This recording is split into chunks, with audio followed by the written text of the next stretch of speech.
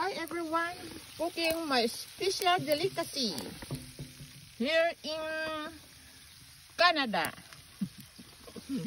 While standing here in a very cold weather right now.